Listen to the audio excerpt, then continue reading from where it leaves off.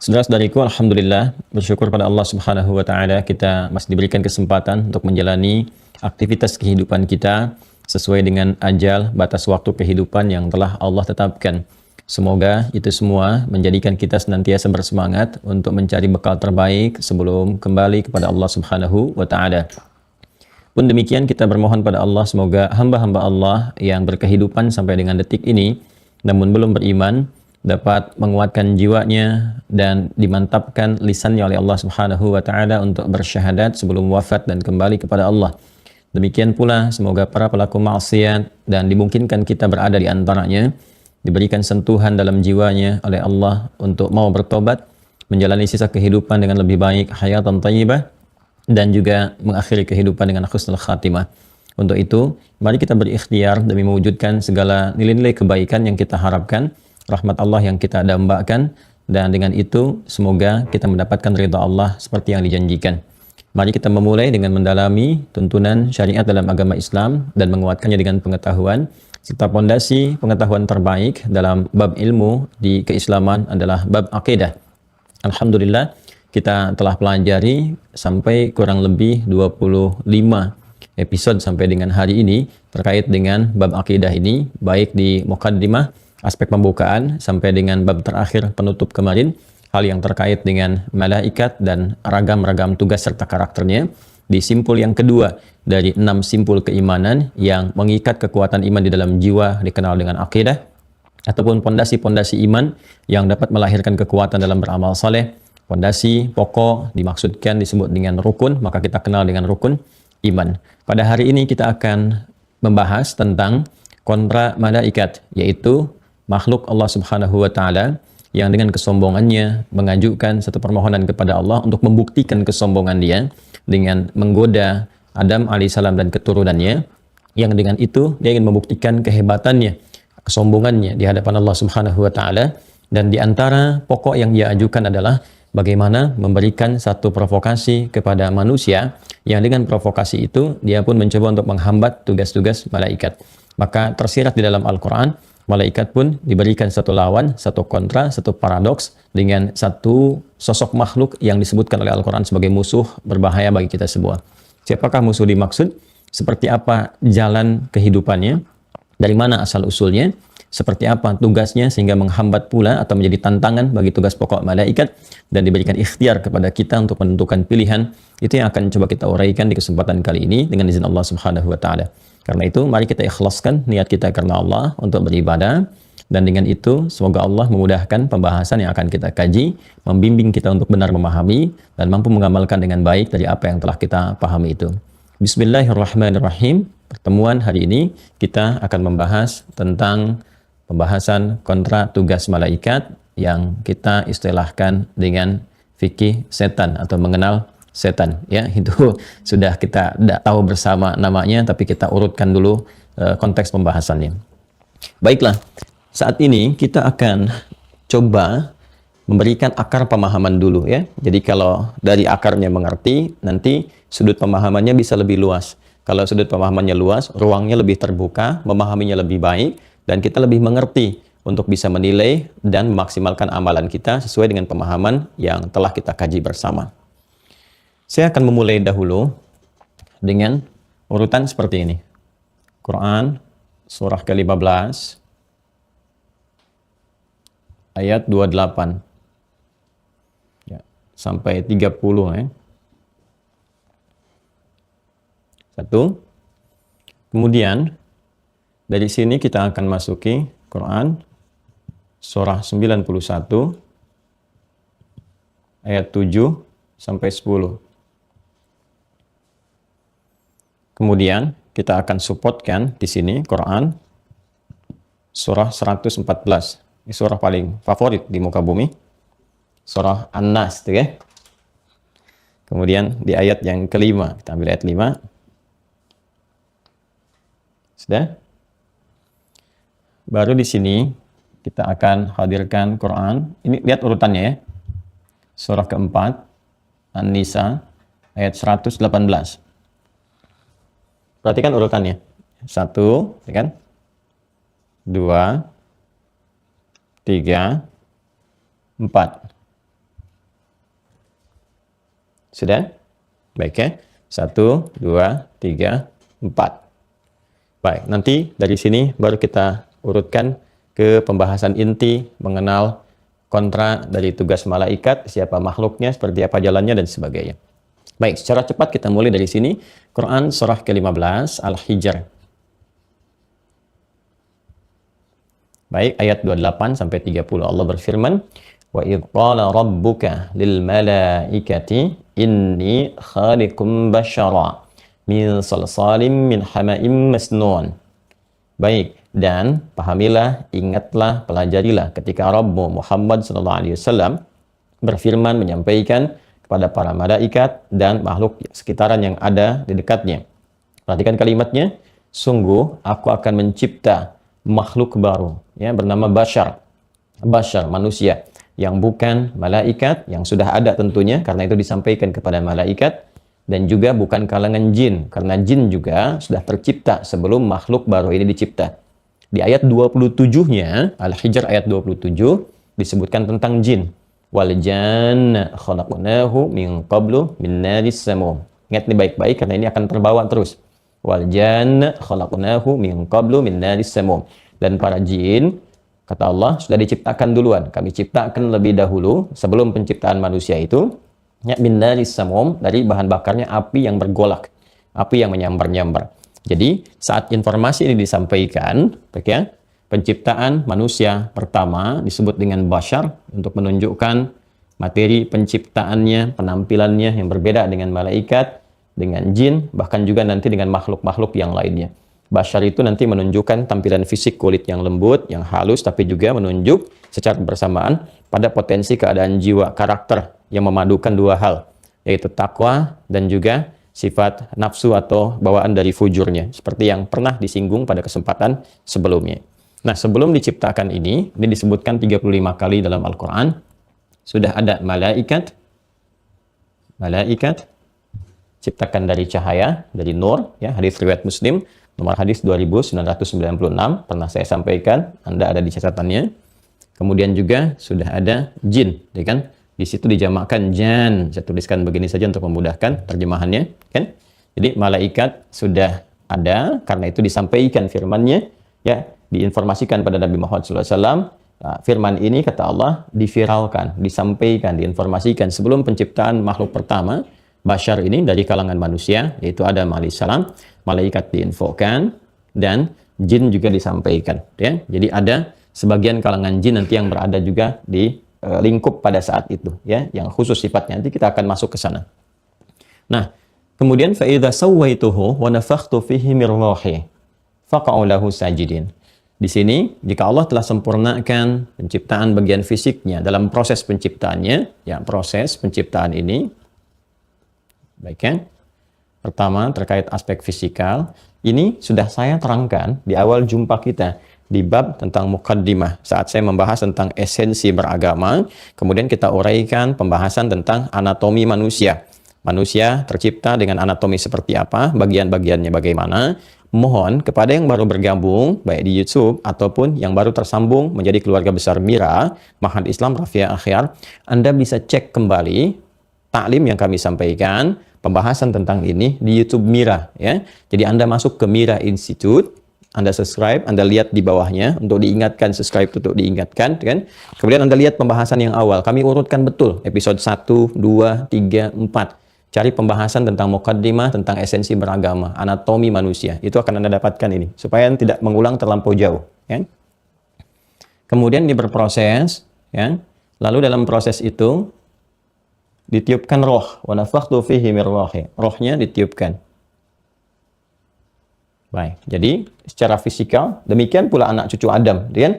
Berproses 4 bulan dalam kandungan seperti pernah saya sampaikan, baru roh ditiupkan. Itu pun diterangkan dalam hadis Nabi Muhammad SAW, paling mudah cek di Al-Arba'in, hadis nomor keempat dari Abdullah bin Mas'ud radhiyallahu taala anhu, seperti yang pernah saya ulas, saya terangkan. Usia 4 bulan terjadi perjanjian, komitmen dengan Allah untuk menuhankan Allah, sekaligus juga dampak dari komitmen ini Allah menunaikan kewajiban untuk merawat, memberikan perhatian, memberikan kebutuhan, dan memberikan petunjuk untuk mendapatkan hidayah sehingga bisa menjalani misi kekhalifahan di bumi dengan baik dan sempurna, mencari bekal sampai kembali kepada Allah Subhanahu wa taala. tinggal manusianya. Apakah komitmen dengan itu atau tidak? Ya, Quran surah ke-7 Al-A'raf ayat 172. Kemudian juga diberikan nanti potensi untuk akal sesuai dengan perkembangan kehidupan manusia, akal itu akan matang, ya. Dan terkait dengan pengetahuan, ini sudah saya terangkan. Nah, concern-nya adalah ketika roh ditiupkan kepada fisik, ya, maka dimulailah kemudian tanda kehidupan. Karena roh ini generatornya, roh penggeraknya, roh inti dari kehidupannya. Ini yang menggerakkan, ya, kepada fisik untuk beraktivitas, tangan, ya, bisa bergerak, kaki melangkah, demikian organ tubuh yang lainnya. Itu intinya ada di roh. Diberikan perintah, diikat oleh akal, diterjemahkan secara singkat sekali, sepersekian detik, lalu ditransmisikan kepada anggota tubuh untuk menjalankan perintah yang bersumber dari roh itu. Nah, ketika roh masuk ke dalam fisik, maka berubah, namanya disebut dengan nafas. Ya, nafas. Di sini bahkan diserap di dalam bahasa Indonesia dengan kata nafas. Nafas. Orang itu bisa bernafas. Maksudnya apa? Ada mulai tanda-tanda kehidupan dia, karena roh sudah ada dalam fisiknya, dalam tubuhnya, dalam jasadnya. Diserap ke dalam bahasa Indonesia, orang itu memiliki tanda kehidupan, bernafas. Karena itu seorang yang ingin dicek apakah dia masih punya tanda kehidupan atau tidak, cek nafasnya, cek denyut nadinya, ya kan? Cek lihat pergerakan jantungnya dan sebagainya secara fisikal yang menunjukkan ada gerakan nafas dalam dirinya. Baik ya. Nah, ini teman-teman sekalian, kita pindah ke Quran surah 91 ayat 7 sampai dengan 10, surah Asy-Syams, ya. Ini Al-Hijr, yang ini Asy-Syams. Surah 91 ayat 7 sampai 10. Kembali ke sini dulu, saat roh ditiupkan kepada fisik dan mulai muncul tanda kehidupan, baik, maka ini, ya, ini ketika masuk dirubah namanya menjadi nafas. Jelas ya? Baik. Saya bacakan dulu yang ini, fa idza sawaituhu, dan aku bila telah sempurnakan. Jika aku telah sempurnakan, sawwa yusawwi, kan? Proses ini masuknya roh ke dalam fisik, ya, dengan kesempurnaan fisik dulu menggunakan kata sawwa yusawwi. Nah, Allah berfirman, fa idza sawaituhu, kan? Wa nafakhtu fihi min ruhi. Apabila aku telah sempurnakan proses penciptaan ini dalam fisikal, wa nafakhtu fihi min ruhi, ditiupkan roh, ya, langsung dengan ketentuan Allah Subhanahu wa taala. Baik, fokus baik-baik. Maka ketika sempurna ini berubah nanti nama roh ini menjadi nafas, sumber kehidupan ini. Maka pindah ke Quran surah 91. Tahu dari mana ini? Pindah Quran surah 91 ayat 7 sampai 10. Wa nafsiu wa ma sawwaha. Perhatikan ya. Ini agak dalam sekali, ya. Minta, mohon pada Allah untuk memberikan kekuatan pemahaman. Dan semoga Allah memudahkan untuk disampaikan dan kita pahami. Perhatikan baik-baik. Wa nafsiu wa ma sawwaha. Dan demi nafas itu, ya, demi jiwa, diterjemahkan ke dalam bahasa Indonesia itu dengan jiwa, kan? Jiwa sebagai sumber kehidupan. Dan demi nafas itu, wa ma sawwaha, dan yang telah sempurna penciptaan jiwa itu, ini saat masuk ke dalam fisik. Karena kalimat sawwa ini digunakan untuk membentuk kesempurnaan fisikal. Ya, kalau kita mau gali kembali ke sini, kan? Fa idza sawaituhu, kan? Bila aku telah sempurnakan proses penciptaan fisikal ini, wa nafakhtu fihi min ruhi. Di sini wa nafsi wa ma sawwaha. Begitu rohnya masuk ke sini disebut dengan nafas, ya. Dan demi jiwa yang sempurna kemudian menjalani tanda-tanda kehidupan menjadi nafas, wa ma sawwaha, kan? Dan dengan itu masuk ke dalam fisik yang berproses secara sempurna. Maka ketika roh masuk ke fisik dan menjadi nafas ini, dia pun membawa dua potensi. Seperti yang detil panjang saya uraikan pada pertemuan selanjutnya. Di sini saya hanya ingin mengingatkan saja karena akan terbawa dengan pembahasan kita.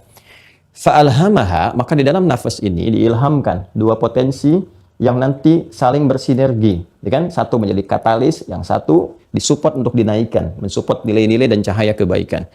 Kemudian fa'alhamaha fujuraha, ini wa taqwaha, taqwa. Maka di dalam nafas ini ada dua potensi yang akan mensupport segala aktivitas yang dikerjakan oleh fisik. Diikat oleh akal, diterjemahkan, kemudian diinstruksikan kepada fisik untuk berperilaku, untuk merespon lewat tindakan, lewat perilaku. Begitu konsepsinya. Nah, sumbernya dari sini, dari jiwa. Makanya semua aktivitas kita itu sumbernya dari jiwa kita. Sadar atau tidak, kita selalu merasakan, kan? Ada bisikan-bisikan, kan? Ada perintah-perintah dari diri kita, respon begini, lakukan ini, jalan ke sini. Bahkan dibimbing pikiran kita untuk memikirkan sesuatu. Ya? Sumbernya dari sini. Nah, yang diharapkan muncul dari kita semua, dan diberikan pedoman, diisyaratkan, ditunjukkan dengan tegas oleh Al-Quran, dikuatkan oleh hadis-hadis Nabi SAW, dasarnya yang ini. Jadi, dari nafas itu, jiwa takwa ini, ya, yang diharapkan, disupport, bisa muncul, karena ini yang membawa semua nilai-nilai kebaikan. Takwa ini kumpulan dari semua sifat baik. Semua ada di sini yang baik-baik. Ya, ada kejujuran, gitu kan? Ada ketawaduan, ya, dan sebagainya. Ada kesabaran, ya kan? Dan sebagainya. Semua yang baik-baik kumpulnya di sini, takwa. Ini potensi takwa ini mengarah selalu pada kebaikan, baik terus. Karena itu sifat yang karakternya disupport oleh takwa, semua keluar akan baik-baik saja. Semuanya baik, baik, baik, baik. Karena itulah malaikat, seperti pernah kita bahas di pertemuan sebelumnya, karena diciptakan oleh Allah dengan bawaan sifat takwa saja, materinya cahaya, bawaannya takwa, maka konsisten pada kebaikan. Konsisten pada kebaikan, tidak pernah menyimpang, menunaikan tugas sempurna seperti yang diperintahkan. Itu yang diisyaratkan di Quran surah ke-66 At-Tahrim di ayat yang ke-6. Di ujung ayatnya ketika Allah berfirman, la ya'sunallaha ma amarahum wa yaf'aluna ma yu'marun. Allah memberikan contoh tentang malaikat penjaga neraka di situ, namun memberikan sifat keseluruhan malaikat di ayat itu.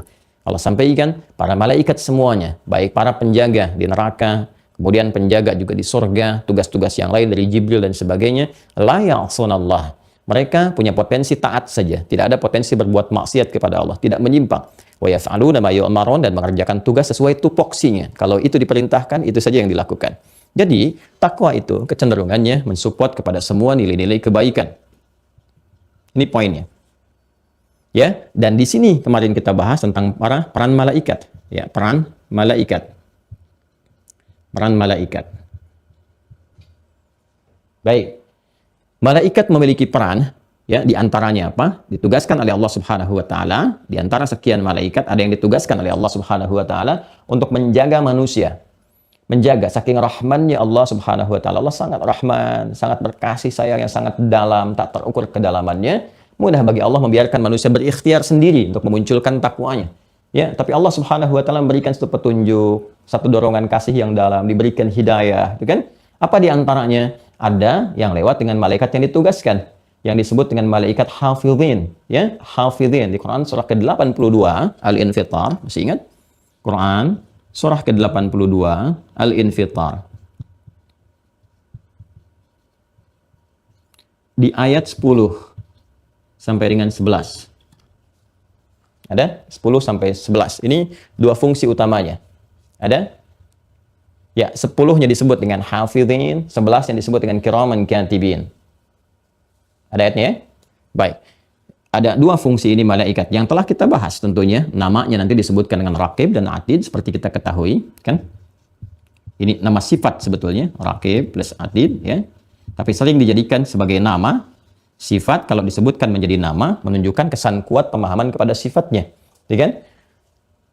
Doni, orang yang jujur, ya. Jujur itu sifat bagi Doni. Doni namanya. Begitu kita katakan, karena sifatnya seringkali melekat kuat, sehingga sulit dilepaskan kejujuran dari Doni. Maka kita katakan, si jujur sedang lewat sekarang. Si jujur sedang lewat. Untuk memberikan penekanan pada kejujuran yang sangat melekat pada dirinya. Allah memperkenalkan nama ini, kemudian dengan itu, ya, diberikan kepada kita gambaran tentang kuatnya sifat yang melekat, ya, pada dua tugas malaikat ini. Dua tugas malaikat. Malaikatnya dua, ya, kemudian ditugaskan dengan dua tugas. Sebetulnya ini nama sifat, Raqib dan Atid. Seperti di Quran, surah ke-50. Surah Qaf, ya. Di ayat 16 sampai 18. Baik. Ya, sampai di ayat 18 ya kita temukan ma yalfidhu min qaulin illa ladaihi raqibun atid. Sudah kita bahas. Silahkan cek saat kita membahas tentang Raqib dan Atid. Ini asalnya nama sifat yang selalu hadir, selalu mengawasi. Raqib itu mengawasi, Atid itu hadir, lekat, kuat, menempel, ya kan? Apa tugasnya? Kembali ke Al-Infitar ayat 10 sampai dengan 11. Hafidhin katibin. Hafidhin menjaga manusia, katibin mencatat semua yang keluar dari perilaku manusia. Baik perkataan, apalagi dengan perbuatan. Nah, ini yang mensupport malaikat ini, ya, untuk bisa menjaga nilai ketakwaan.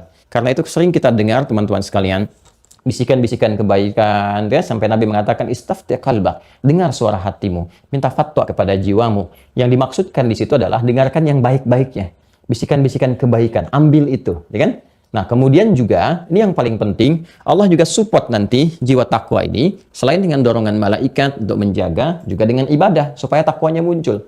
Ya, ibadah itu yang disebutkan dengan amal soleh nantinya. Ya, ibadah yang disebutkan dengan apa? Amal soleh nantinya. Karena itu konsepsi amal soleh dalam Al-Quran selalu lekat dengan kalimat takwa.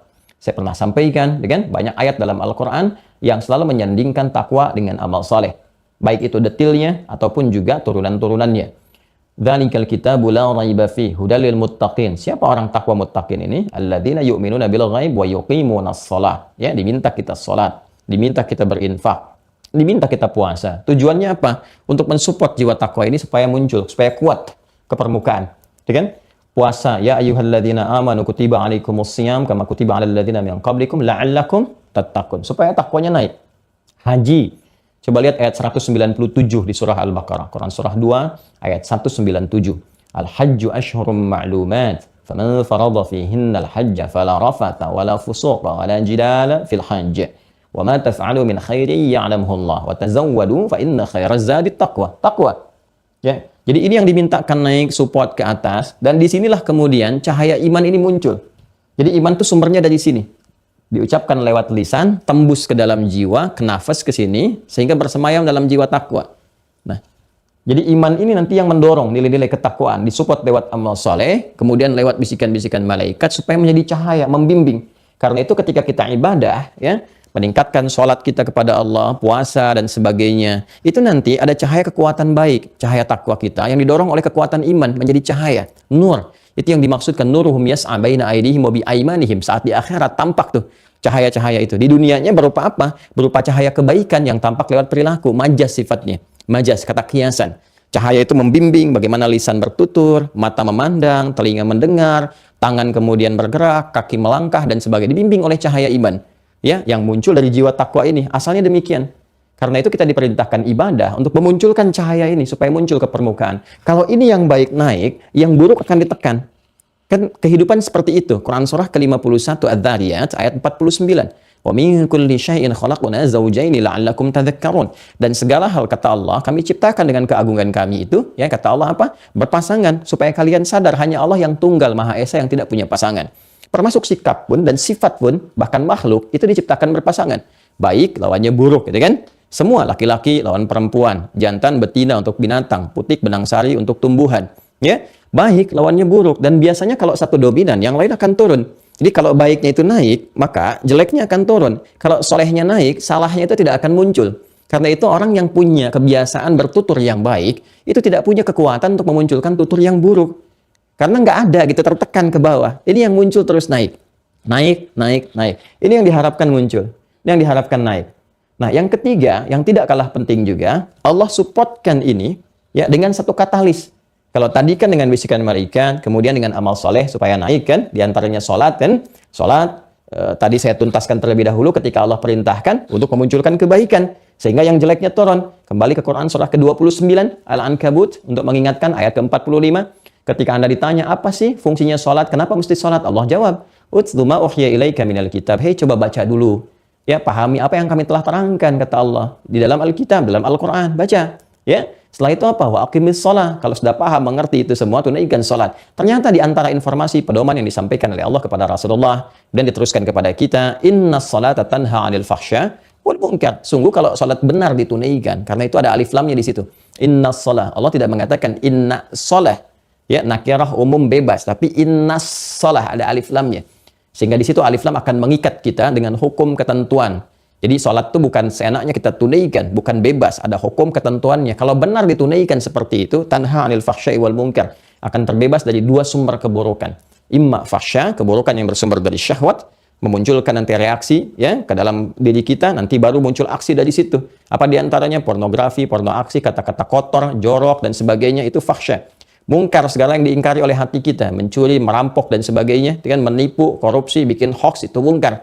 Nah, kalau kita sholatnya benar, nah sholat itu mensupport kepada jiwa kita, nafas kita. Apa yang disupport? Takwa.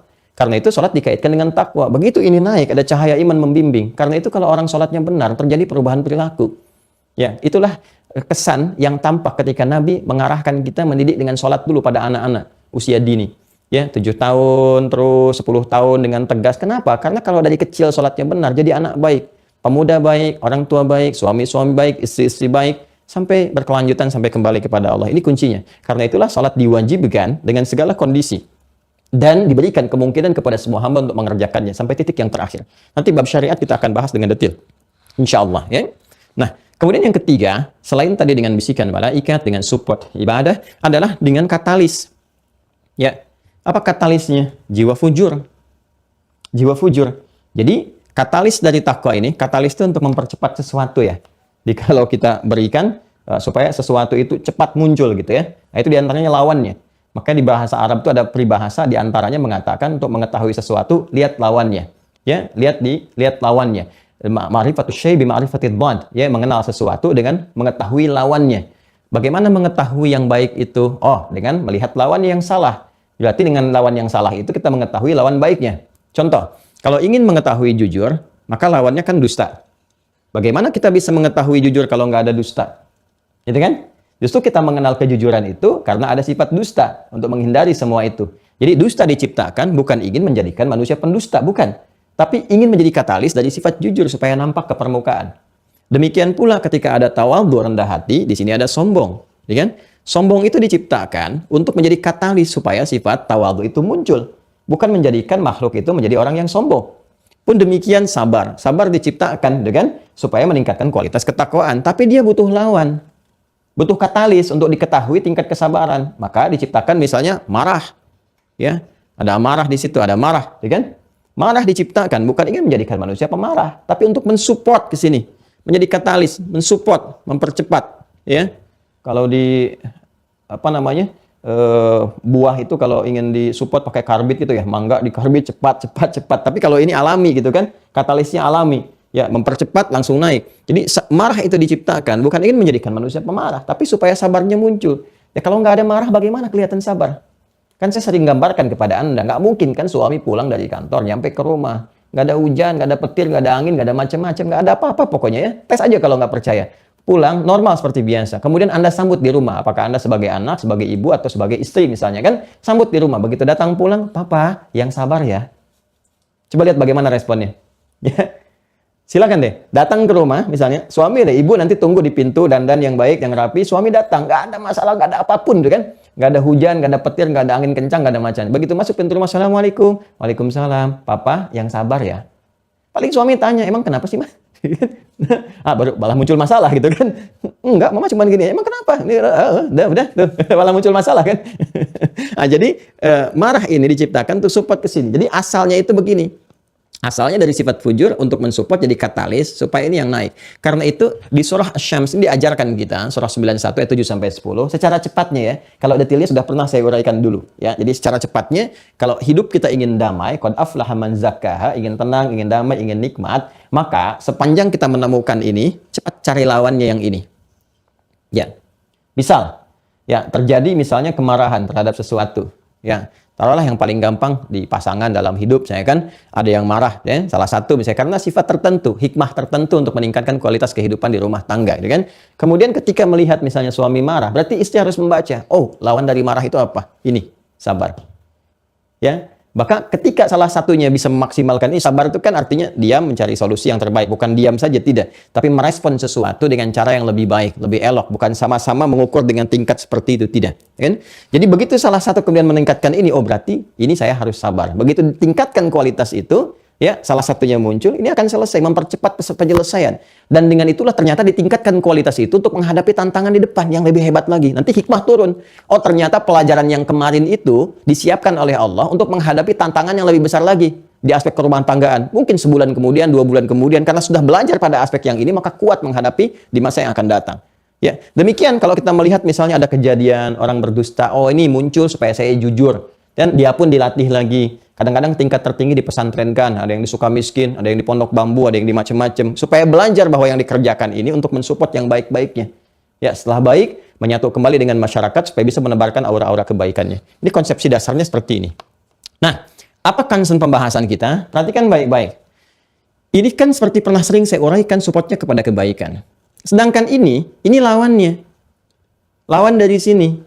Asalnya kan untuk mensupport ini. Ya. Karena itu ditugaskan malaikat menjaga kita. Jadi begitu kemudian ada hal-hal yang baik didorong, ada hal-hal yang kurang baik muncul misalnya, gitu kan? Itu dijaga, jangan lakukan itu, jangan kerjakan itu. Pernah nggak ada yang begitu kan? Ya, yang ngetesnya gampang, ke masjid, keluar dari masjid, coba-coba aja, iseng mau menginjak sendal yang bukan milik Anda. Itu pasti hati kita akan memberikan sebuah bisikan, itu bukan punya kamu. Itu kan? Itu bukan punya kamu, yang itu yang kamu bawa tadi dari rumah. Itu pasti akan normalnya seperti itu. Nah, itu ada penjaga, ada bisikan dalam jiwa kita. Dasarnya seperti itu, cara kerja dasarnya. Ya, hanya teman-teman sekalian, ini persoalannya, yang ini baik, yang ini tidak baik. Yang ini saleh, yang ini salah. Ini sifat dasarnya. Citra kita memandangnya. Bukan tugas utama ini diciptakan oleh Allah. Tugas utamanya bukan ingin menjadikan kita salah, berbuat tidak baik, bukan.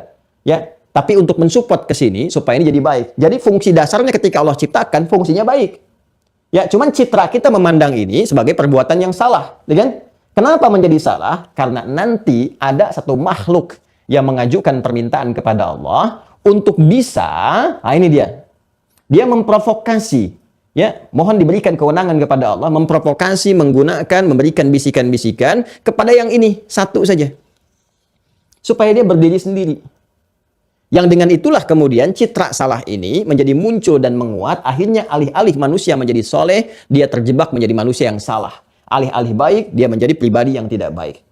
Siapa makhluk ini yang mengajukan proposal kepada Allah Subhanahu wa taala, dengan meminta kepada Allah supaya diberikan satu bagian dari manusia untuk membuktikan kesombongan dia, ya, untuk membuktikan kepada Allah bahwa dia merasa yang paling hebat dan sebagainya, dia bisa menaklukkan manusia dan seterusnya. Maka bagaimana dia mengajukan? Direkam kemudian pindah dulu ke sini. Perhatikan urutannya ya. Saya urutkan begini, tapi saya lompatkan ke sini dulu. Lihat baik-baik. Quran surah keempat An-Nisa ayat 118. Baik ya. La'anahullah. Maka Allah melaknat setan itu. Nanti kita akan bahas dengan detail, ya kan? Maka Allah melaknat setan itu. Wa qala, ya, setelah dia dilaknat, ya, diminta keluar kemudian, ya, dari tempat mulia yang pernah dia tempati cukup lama, di situ dia dinilai baik karena perbuatan ini dan kesombongannya dia terusir dari situ. Ya, tiba-tiba kemudian dia tahu sebetulnya dia bisa bertobat, bisa diampuni, tapi karena kesombongannya ini tertutuplah peluang-peluang tadi dengan perbuatannya itu yang dimaksudkan. Kemudian dia mengajukan kepada Allah, memohon, meminta kepada Allah untuk diberikan satu bagian dari manusia yang dengan itu dia ingin buktikan kesombongannya. Wa qala la attakhidhanna min ibadika nasiban mafruḍa. Ya, perhatikan baik-baik, la'anahullah, dia dilaknat oleh Allah Subhanahu wa taala, lantas dia mengajukan proposal kepada Allah, memohon, meminta kepada Allah, la attakhidhanna min ibadika nasiban mafruḍa. Ya Allah, berikan kesempatan kepada aku, kan, untuk mengambil satu bagian dari hambamu itu. Nasiban mafruḍa, yang telah engkau tetapkan. Baik ya. Nah, apa yang dimaksudkan satu bagian nasib, ya, dari hamba-hambamu? Allah menciptakan hamba-hamba yang dimaksudkan ke sini, Bashar, anak cucu Adam, ya. Ya, ingat ini ya, anak cucu Adam. Adamnya Quran surah kedua ayat 31, wa 'allama Adam al-asma'a kullaha, ya, diberi nama dengan Adam. Nanti ketika turun ke bumi, Quran surah kedua ayat 38 supaya mempercepat ya pemahaman. Qul nahbitu minha jami'a, Adam dan Hawa turun ke bumi menjalani kehidupan, membawa misi sebagai khalifah di ayat 30-nya. Ini kemudian mereka berkeluarga, melahirkan keturunan. Quran surah keempat ayat 1, ya kan? Kemudian bertempat tinggal, berbeda-beda tempat sampai bersuku-suku, gitu kan? Quran surah ke-49 ayat 13. Nah, kemudian ketika berketurunan ini, anak-anak keturunannya oleh Allah disebut dengan Bani Adam. Bani Adam disebutkan 7 kali dalam Al-Quran. Contohnya Quran surah ke-7 misalnya ayat 31. Ya Bani Adam khudhu zinatakum 'inda kulli masjid. Baik. Nah, semua anak cucu Adam yang berkehidupan ini ditugaskan oleh Allah untuk beribadah kepada Allah. Jadi misi kehidupan di bumi ini menunaikan tugas sebagai khalifah, membangun risalah, itu tugasnya semua sebagai ibadah, aktivitas. Ya, tuh saking kagetnya itu spidol sampai jatuh karena ada orang-orang yang harusnya ibadah, dia tidak ibadah, gitu kan. Nah, jadi teman-teman sekalian, dari sini turun Quran surah ke-51. Quran surah 51 ayat 56. Wa ma khalaqtul jinna wal insa illa liya'budun, dan tidaklah aku ciptakan jin dan manusia itu ini, ya, tidak diciptakan jin dan manusia Kita ambil misi kita saja sebagai manusia untuk beraktivitas di bumi, kita illa liya'budun, kecuali untuk menjadikan semua aktivitasnya sebagai ibadah kepada Allah Subhanahu wa taala. Dari bangun tidur sampai tidur lagi meniti amal soleh. Nah, jadi ini dari awal sampai ke sini. Poinnya adalah untuk apa? Ibadah.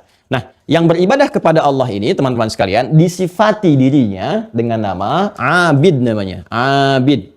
Karena kata ibadah sendiri, ibadah ya, dari kata abada ya'budu. Abada ya'budu. Jelas? Abada ya'budu, abdan, kan? Fahuwa abidun. Ini abid, orang yang ibadah. Jamaknya disebut dengan ibad di antara jamaknya. Bisa abidun, abidin, bisa ibad. Jamak dari kata abid itu ibad namanya. Nah, seringkali di dalam Al-Quran kita disebut dengan kata ibad. Ibad, ibad, ibad. Wa ibadur rahmanil ladzina yamshuna 'alal ardi hauna. Demikian di surah Al-Furqan itu. Wa idza sa'alaka ibadi fa inni qarib. Kemudian di surah Al-Baqarah itu, kan? Nah, kemudian qul ya ibadiyalladzina asrafu 'ala anfusihim. Ibad, ibad. Demikian di surah Az-Zumar itu. Kenapa disebutkan dengan ibad, ibad, ibad, ibad? Untuk mengingatkan kepada kita, hei, tugas kamu itu di muka bumi ibadah. Niatkan semua aktivitasmu untuk ibadah. Makanmu ibadah, minummu ibadah, kerjamu ibadah, dan sebagainya. Ingat tugas kamu itu. Dan bekal ibadah itu yang dibawa nanti untuk pulang menghadap Allah. Karena itu ditampakkan setiap kita diminta oleh syariat Islam mengiringi setiap yang wafat ke alam kubur, kita bisa melihat yang dibawa apa? Nggak ada. Jadi semua yang terkait dengan keduniaannya itu kan ditinggalkan. Karena itu disebutkan telah meninggal dunia. Kita bekerja, capek, keringat, lelah, panas, dingin, macam-macam. Dari gelap sampai gelap lagi. Alhamdulillah menghasilkan dari rumah yang cukup mewah, kendaraan banyak dan sebagainya. Apakah saat kemudian dikuburkan semua itu ada? Tidak. Diikutkan ke alam kubur? Tidak. Ya, kipas angin misalnya supaya nggak gerah di alam kubur dipasang? Tidak. Ya kan? Yang dipakai cuma hanya untuk menutup aurat saja. Dengan kain kafan. Itu pun nggak ada kantongnya. Yang biasa kita kantongi nggak bisa dikantongi. Nggak pakai kaos kaki. Semua ditutup rapi keseluruhannya. Beres, selesai. Apa yang dibawa? Yang dibawa adalah asas manfaat dari benda-benda tadi yang difasilitaskan oleh Allah kepada kita untuk menggunakannya sebagai ibadah. Apa asas manfaat dari pakaian ini? Jadi ibadah enggak? Kendaraan itu jadi ibadah enggak? Rumah itu jadi ibadah enggak? Jadi Allah tuh sering memanggil kita dengan nama ini untuk mengingatkan. Hei fulan yang merasa kaya, fungsi kekayaan itu aku titipkan supaya engkau ibadah. Hei yang punya jabatan, kedudukan itu aku titipkan untuk supaya engkau maksimalkan jadi ibadah. Hei yang merasa punya ilmu dengan gelar apapun, ustadz, doktor, profesor, macam-macam dan sebagainya, aku titipkan supaya jadi ibadah. Jadi semua konsepsi itu ibadah. Karena itu mesti sadar kalau kita baca kalimat di Quran ada ibad, ibad, ibad, itu kita sedang disentuh. Kita sedang disentuh gitu kan. Nah, jadi jangan sampai kita lupa bahwa apa yang kita kerjakan segalanya titipan pada saatnya ditinggalkan. Ya kalau bukan kita yang menanggalkannya, kita yang ditinggalkannya. Kalau bukan kita menanggalkan kedudukan, kemewahan, dan sebagainya, kita yang ditinggalkan oleh semua itu. Karena itu, cari sesuatu yang pasti ini. Mumpung masih dititipkan, gunakan untuk ibadah. Kalau itu sudah purna, sudah selesai, termasuk kekayaan, pengetahuan, jabatan, dan sebagainya, maka selesai fungsi ini. Karena itu untuk menguatkan, tiap hari kita katakan, 17 kali Anda bayangkan. Allah meminta kita mengingat dan diikrarkan lewat lisan. Anda kalau bekerja di perusahaan profesional misalnya, kan bagus. Bukankah seringkali ada ikrar tuh? Ya kan? Sebelum memulai tugas, Anda dihadapkan, terus sampaikan pada ikrar di perusahaan Anda, visi misi perusahaan, begini. Bukankah di sekolah-sekolah dari TK, dari SD, SMP ada ikrar tuh? Dibacakan, kami murid-murid sekolah, begini, dan disampaikan. Ya, ikrar itu kan sebuah komitmen, ketetapan yang dibangun oleh lisan kita, dikuatkan pada hati kita, disebutkan tiap waktu, supaya terekam di memori kita, ditembuskan kepada jiwa kita, sehingga menyatu dengan diri, dan tanpa sadar kita lakukan sebagai kepribadian. Sebagai bagian dari kepribadian. Nah, 17 kali dalam sehari kita berikrar untuk ibadah ini. Apa kalimatnya? Iyyaka na'budu. Tuh, ini ibadah. Ibadah ya'budu. Kita katakan, ya Allah, hanya kepadamu saja kami akan ibadah. Kenapa digunakan bentuk jamak? Ya, seakan kita itu diberi kesan bahwa kita pun akan menebarkan nilai ibadah ini kepada anak, ya, kepada pasangan hidup kita, kepada keluarga kita, sehingga semua berpotensi jadi soleh. Jadi baik, jadi mulia. Kita tidak menginginkan bahwa ada satu di antara kita yang tunggal bersifat soleh. Sebagaimana Allah pun memerintahkan kita untuk soleh berjamaah. Karena itu sholatnya berjamaah, beribadahnya berjamaah, baik-baiknya berjamaah, karena fungsi ini. Ya. Tapi menjadikan ini konsisten dalam kehidupan tidak berjalan dengan mudah. Kenapa? Karena ada satu makhluk yang mengajukan permohonan kepada Allah, proposalnya jelas. Dia akan mengganggu fungsi ibadah ini. Makanya dia tidak katakan la'attakhidanna minal bashari, la'attakhidanna minan nasi, la'attakhidanna misalnya ya minal insani. Dia nggak katakan insan, nggak katakan nas, nggak katakan bani Adam. La'attakhidanna min bani Adam, tidak. Dia katakan kembali ke Quran surah keempat ayat 118 ketika Allah melaknatnya, la'anahullah. Dia berkata apa? La'attakhidanna min ibadika. Ini. Min ibadika nasiban mafruḍa.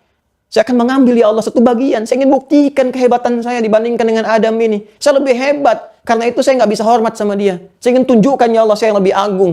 Ya, lebih hebat dibandingkan dia. Apa yang dia lakukan? La'attakhidanna min ibadika. Disebutkan ibadnya. Ingin memberikan kesan bahwa fungsi dia untuk ibadah itu akan saya tunjukkan dia akan gagal.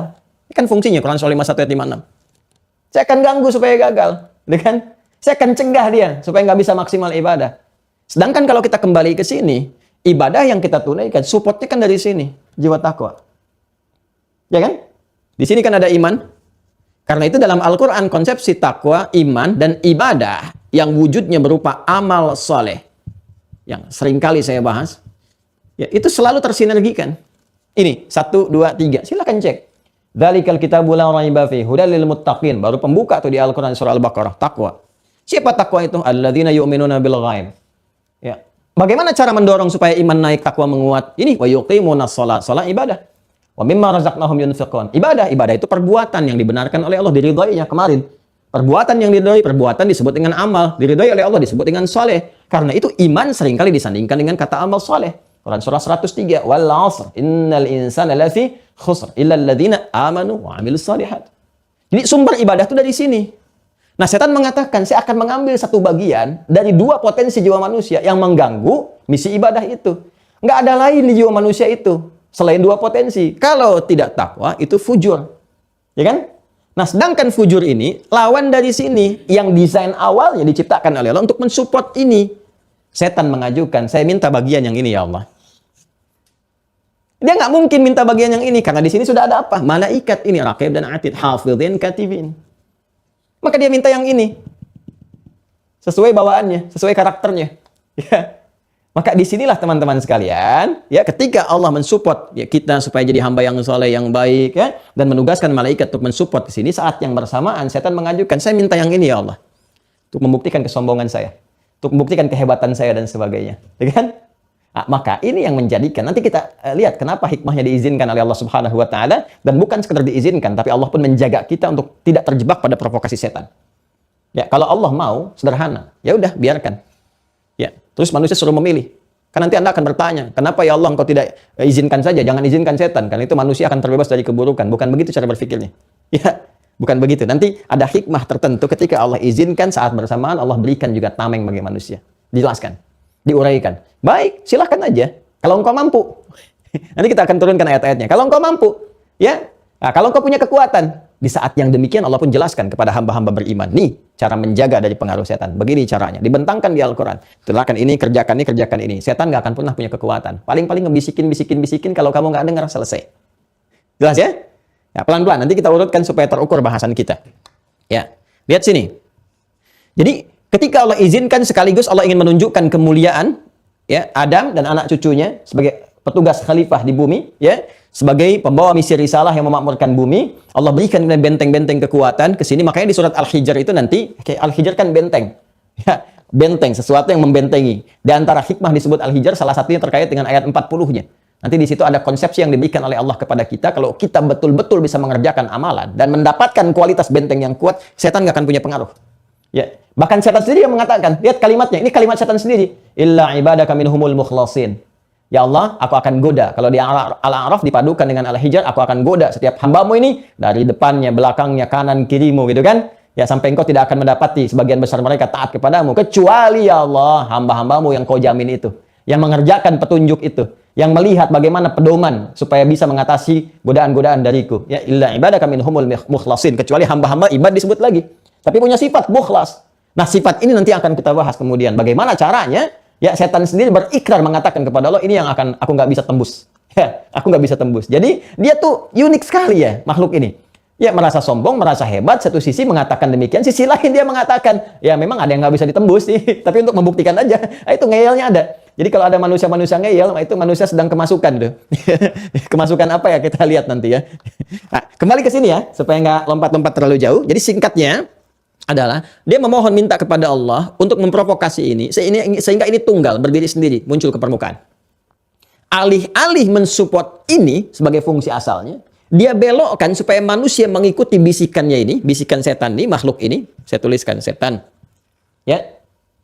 Dia provokasi, kalau ini support, ini provoke. Ya. Ini mensupport malaikat ke sini, konotasinya positif, ini memprovokasi. Supaya ini berdiri sendiri, udah nggak usah support ke sini, ini udah soleh duluan, udah ada malaikatnya. Itulah bahasanya gitu kan. Udah jiwa takwa, udah soleh, udah ada malaikat, udah ada yang bisikin, udah ada yang jaga. Jadi kamu berdiri sendiri aja tunggal. Di alih-alih dusta mensupport jujur, dusta berdiri sendiri. Maka jadi manusia pendusta. Jadi kan alih-alih sombong mensupport tawadu supaya muncul, maka ini disprovok oleh setan supaya berdiri sendiri. Maka muncul tampilan-tampilan manusia yang sombong dan sebagainya. Baik, ini yang terjadi. Makanya Allah katakan ditutup Quran surah 91 itu ya di ayat 9 sampai 10-nya, ya kan 7 sampai 10 kan. Wa nafsin wa ma sawwaha fa alhamaha fujuraha wa taqwaha. Perhatikan, qad aflaha man zakkaha. Perhatikan cara menerjemahkannya seperti saya pernah terangkan di tafsir di pertemuan yang lalu. Sungguh bahagia orang yang mampu menjadikan fujur sebagai katalis bagi takwanya. Maka hidupnya akan cenderung bahagia, cenderung sukses, cenderung baik. Ya, zakah itu kan mencuci. Mencuci itu kan bukan menghilangkan bendanya, tapi membersihkan kotorannya. Ya, jadi jangan jadikan ini kotor. Jadikan sebagai support, cuci nilai kotornya, supportkan ke sini supaya bersih. Ya, kotor itu diciptakan supaya nampak bersihnya, bukan untuk membuang bendanya. Sebab kalau bendanya bersih, ngapain dicuci? Ibu mencuci baju karena ada kotorannya. Di kotoran itu diciptakan untuk menunjukkan pakaian tidak bersih. Supaya bersihnya muncul, dicuci. Jadi kotoran itu ditampakkan, bukan ingin menciptakan pakaian menjadi kotor, bukan. Tapi supaya bersihnya tampil. Ya, celing gitu kan, kelihatan beningnya, bagusnya, macam-macamnya. Itu yang diharapkan. Cara berpikirnya demikian, Al-Quran itu tinggi. Jadi kita harus mengikuti supaya membuat kita lebih pintar. Dibuat standar yang tinggi supaya kita lebih pintar. Akal kita itu terbawa gitu kan, mengikuti alur itu. Jadi naik kualitas berpikir kita bagus. Makanya di surat Yusuf itu, kenapa salah satunya dipilih bahasa Arab itu la'alakum ta'qilun, supaya kamu itu lebih pintar. Nanti saya jelaskan lebih jauh ya. Makanya nanti ada support doa pakai bahasa Arab macam-macam dan sebagainya. Nanti ada hikmahnya itu. Ada hikmahnya. Ya. Teruskan ke sini dulu ya. Jadi ini asalnya. Dia minta ini berdiri sendiri. Nah, ketika ini berdiri sendiri, tutup dengan ayat 10-nya, wa qad khaba man dassaha. Maka akan nestapa kehidupan seseorang. Nestapa, sengsara, itu kan terjerumus pada keburukan. Man dassaha. Siapa yang berdiri sendiri, mengikuti bisikan setan, mempertahankan kekotoran ini. Ya, yang mengotorinya. Apa yang dimaksud mengotori itu? Kan dominan kotorannya. Ya kan? Beda kan, Bu ya? Baju kotor dengan ngotorin baju, itu beda. Baju kotor, cuci, hilangkan kotorannya. Jadi kotoran itu support untuk kebersihan. Sebab dengan ada kotoran itu tahu kita untuk memunculkan kebersihan. Beda dengan ngotorin baju, baju dikotorin jadi kotor kan? Ya. Maka orang pakai baju sengaja dikotorin itu kan tampilannya jelek, nggak bagus. Ya, dan orang juga melihatnya bermasalah gitu. Sama juga dengan ini. Orang yang mengikuti bisikan ini sehingga alih-alih kemudian fujur berfungsi mensupport takwa itu naik ke atas, maka dia mengotori nafasnya sendiri. Sehingga apa yang terjadi? Nafas ini yang seharusnya dapat support dari takwa, maka ini yang muncul. Fujurnya yang muncul. Ini tertutup. Ini naik ke permukaan. Kalau ini naik, teman-teman sekalian, sedangkan ini kan dorongannya kepada yang tidak baik yang di sini. Ya, dorongannya kan kalau berdiri sendiri kepada yang tidak baik. Kalau berdiri sendiri, kalau disinergikan ke sini muncul baiknya. Kalau ini muncul, citranya akan salah ini. Sehingga terdorong apa? Yang terdorong tuh dusta, sombong, ria, sum'ah, marah, dan sebagainya. Diperintahkan untuk mengarahkan pada segala perbuatan yang tidak baik. Segala perbuatan yang tidak baik disebut su namanya. Su. Tuh. Su. Segala yang mengarah kepada yang tidak baik. Jamaknya sayyiat. Ini memerintahkan nih, karena didorong dari sini. Dari fujur. Ke sini diperintahkan. Memerintahkan disebut ammarah namanya. Ammarah. Amar. Ya. Ammarah. Ammarah. Tuh. Pernah dengar amar putusan? Amar itu dari bahasa Arab. Banyak dari bahasa Arab. Ya kan? Ammarah. Itu ammar itu perintah. Ya. Amir yang memerintah. Kalian terjemahkan dengan pangeran, penguasa, amir. Karena sering banyak memerintahkan. Ammar yang cenderung memerintahkan. Banyak memerintahkan. Tak pada sifat. Dengan segala sifat-sifat yang banyak. Ammarah itu cenderung memerintahkan dengan begini, begini, begini. Ini dusta itu sifat yang gak bagusnya. Sombong itu sifat. Ya, demikian seterusnya. Ria, sum'ah, marah-marah itu sifat. Ya, marah sifat. Nanti kalau dia keluar jadi perbuatan, diperintahkan ke sini supaya kemudian ditembuskan, diinstruksikan kemudian kepada bagian tubuh kita untuk langsung bersikap, mengeluarkan. Jadi begitu sombong, jalannya udah beda, gitu kan? Begitu pengen ria, tampilnya beda. Kan kelihatan dari sikap itu. Itu asalnya dari sini perintahnya, dari fujur. ke nafas. Begitu keluar jadi bentuk perbuatan jadi su. Ini yang dimaksudkan Quran surah ke-12 Yusuf ayat 53. Perhatikan alurnya ya, perhatikan. Quran surah ke-12 ayat 53.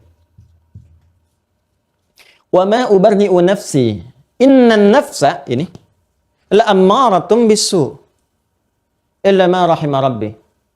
Ya, kita nggak bisa menilai diri kita sebagai orang suci sepenuhnya, tidak. Nggak ada manusia suci sepenuhnya. Para nabi rasul pun terjaga maksum dengan sifat kerasulannya, dijaga oleh Allah supaya nggak berbuat maksiat. Tapi kalau manusia berdiri sendiri, ada kemungkinan berbuat salahnya itu tinggi. Kenapa? Karena provokasi dari sini, setan. Yang meminta nafsu berdiri sendiri. Kalau diikuti jadi berbahaya. Apa yang terjadi? Maka ini akan mendorong nafas, membisikkan, memberikan sebuah perintah, mengerjakan dari kandungan-kandungan sifat fujur. Maka muncullah ini. Ya, dusta, sombong, marah, ini jadi perilaku. Ketika jadi perilaku jadi su. Innan nafsa, karena sungguh dalam diri kita ada nafas. Di dalam nafas itu ada fujur salah satunya. Kalau diikuti, la ammaratum bisu. Akan memerintahkan pada tindakan buruk. Illa ma rahima rabbi. Kecuali yang dirahmati oleh Allah. Bagaimana ini dirahmati oleh Allah? Mensupport ke sini. Karena itu nanti diturunkan perintah ibadah supaya ini ditaklukkan. Kenapa Anda puasa? Salah satunya kan mengendalikan nafsu. Ketika nafsu dikendalikan, maka ini kembali ke jalur yang benar. Kenapa diperintahkan sholat? Supaya mengendalikan nafsu. Tanha anil fahsya wal munkar itu kan di sini. Ketika dikendalikan, support ke sini. Kalau ditinggalkan ibadahnya, sholat nggak pernah, zikir nggak pernah, puasa nggak pernah, macam-macam nggak pernah, ini bermain di sini. Naikkanlah ke sini kemudian provokasi. Naik ke atas. Bagaimana jalurnya? Ya, dari sini naik ke sini sampai dengan ke atas. Seperti apa jalurnya? Nah, saya tunjukkan begini. Ini nafas nih, yang terdalamnya. Oh, ini agak tinggi sekali ya. Agak tinggi pembahasannya, jadi agak fokus. Mudah-mudahan Allah berikan hal yang sederhana untuk memahami. Ini takwa. Ini fujur. Ya kan?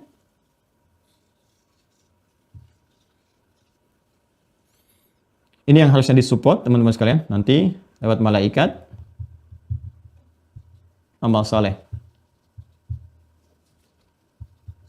Berupa ibadah. Support untuk menaikkan takwa ini. Jadi saya sudah terangkan. Kalau ini bisa dikerjakan, nanti memunculkan kualifikasi manusia baik yang disebut dengan abrar namanya. Abrar. Kalau dipertahankan, dia bisa mendapatkan rahmat Allah sampai ke akhirat dapat surga yang meraih kenikmatan di dalamnya. Nikmat, indah, tenang. Makanya disebut di Al-Quran, innal abrara lafi na'im. Sungguh orang-orang baik itu yang berjuang meningkatkan takwanya, lafi na'im, bisa mendapatkan banyak kenikmatan. Sedangkan surga disebut dengan na'im. Quran surah At-Tur itu, innal muttaqina fi jannati wa na'im. Jelas ya? Ini harusnya jalurnya begini. Nah, mensupport ke sini, ya. Cuma nanti ada provokasi dari setan sehingga membelokkan ini, dia punya fungsi yang seharusnya ke sini dibelokkan, fungsinya berdiri sendiri ke sini. Yang seharusnya begini, ya kan? Jadi fungsinya berdiri sendiri ke sini.